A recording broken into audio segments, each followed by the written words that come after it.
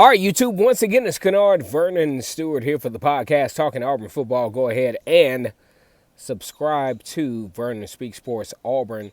And if you are not a member of the channel, go ahead and be a member as well. You'll see that join button at the top of the screen. We're going to have a lot of stuff. As a matter of fact, just to go ahead and throw this out there, I have done this for about 3-4 years. And I do a prediction show every week on Thursdays. It's usually on Thursdays. And whoever comes closest, it doesn't matter if you're a member or not, put your prediction in the comment section. And whoever comes the closest, man, you'll get some of this fresh Auburn gear that I wear often. Like the video, comment, and subscribe to Vernon Speak Sports Auburn. And as always, it's great to be an Auburn Tiger, War Eagle. Man, it's a beautiful day out here in the Deep South where college football is king and the battle cry is War Eagle. So, what we're going to talk about tonight is the Auburn defense. We're going to talk about Brett Schemedding, who has come to us from Brian Harsin. He's been on the Brian Harsin scene for a little bit. But the main thing we're going to talk about is the idea of the coordinators. We're going to talk about the coordinators. Brett Schemedding is a defensive coordinator, but you talk about Rock Bellatoni as the edge linebacker coach, and you talk about Brumbaugh, who was from, he's been an Auburn guy. He's been all around the SEC circuits. So that's what we're going to talk about tonight. Now, a lot of folks think that the Auburn Tigers would go 4-8. I'm not on that train. We'll talk about that on another video. Let's go ahead and shout out to all the subscribers, man. Let's go ahead and get this thing going. We got Catholics for Rednecks. Hey, let's do it. Let's go ahead and talk about Gregory Lawrence. Let's go ahead and talk about Scotty Boyd. Let's go ahead and talk about my number one subscriber, the guy that one of my first subscribers. He had a picture with Ed Orgeron, which I thought was phenomenal. I don't know whether they were at a pool or they were just chilling or not, but one of my first ever subscribers, my frat brother, my friend, Andre Ivy, he goes as typically, I think, Bayou Classic.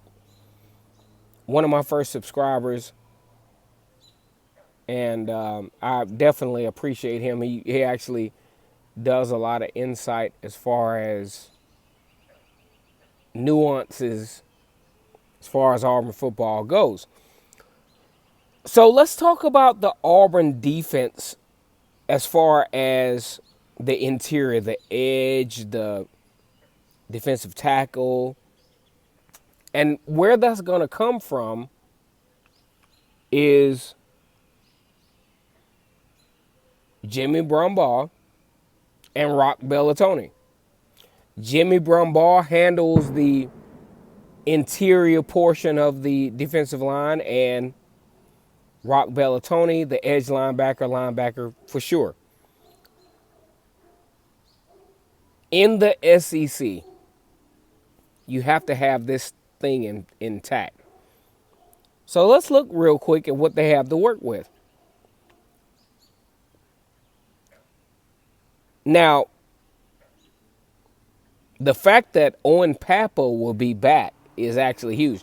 So you got Owen Pappoe, you got Wesley Steiner, and you have Derek Hall as basically the linebacking core.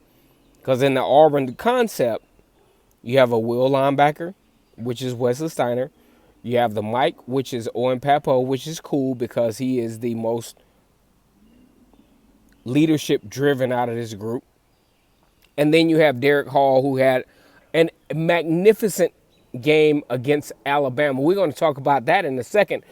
All right, so let's go ahead and get the likes up. Go ahead and get the likes up. Go ahead and get the comments up. I'm going to leave in the comment section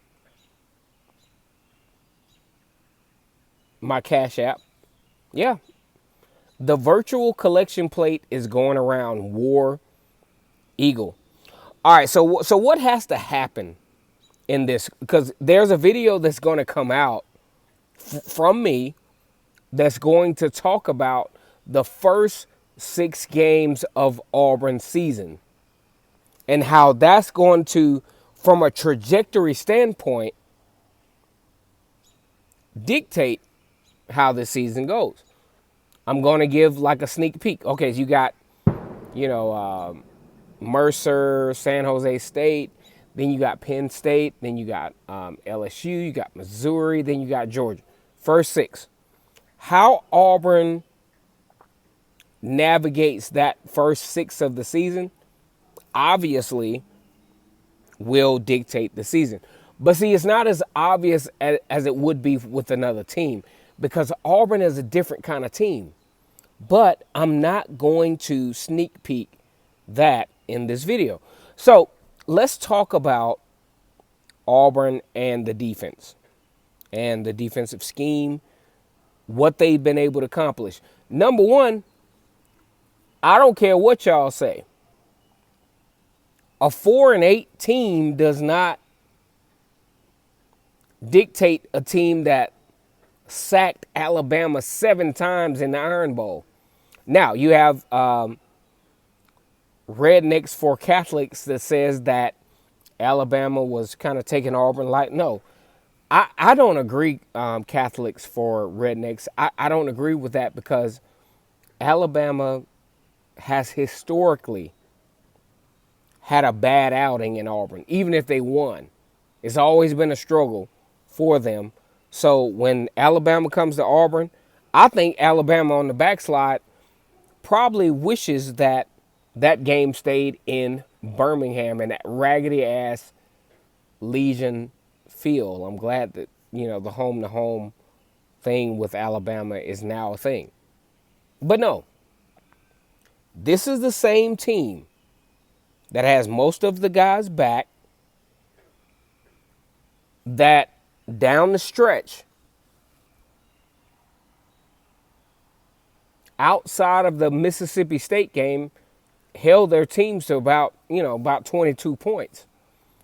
And defensively, 22 points is pretty reasonable to have the opportunity to win games. Now, here is the caveat to that. I think Auburn absolutely has to have more offensive production. Tank Bigsby has to be a factor. Whomever is the quarterback, we're going to talk about that in another video, has to be a factor. But this is not, guys, this is not a 4-8 team. These are guys that have talent. These are guys that have worked hard. These are guys that are 4 stars or better. And I think Auburn is in a position to be successful based on what the expectations are. In the comment section, let me know what you think. Go ahead and subscribe to Vernon Speaks Sports Auburn. Just to introduce myself, my name is Kennard Vernon Stewart. Nice to meet you. Go ahead and like the video, comment, and subscribe to the channel. And as always, it's incredible to be an Auburn Tiger. War Eagle.